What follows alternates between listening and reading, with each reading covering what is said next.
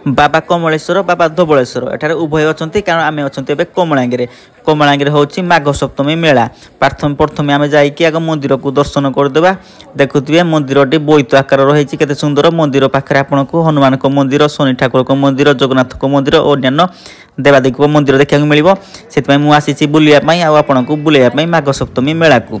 प्रथम 30 टଙ୍କା टिकेट काटिदेली पूरा बाधिगला 30 टଙ୍କା नहीं गला आखु तार जो बिड़ाड़ी देखी छोट पिला कथा मन पड़गला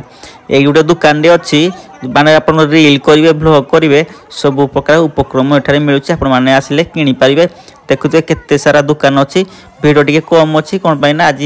प्रथम दिन सब चुट्टी पकड़ा से सकाल आसिक सब पलि सब दर्शक मैंने तो काली धमाधम भिड़ हम 4 दिन हम यात्रा ना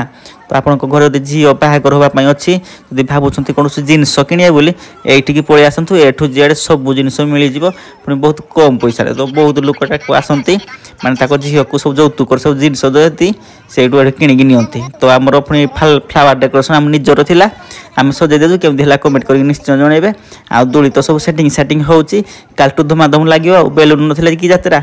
तापर खाइबा कौन गोटे भोक है पिंकू भाई देखा मो सांगे बुलू बुलू पिंकू भाई कहले आस दौच आज खा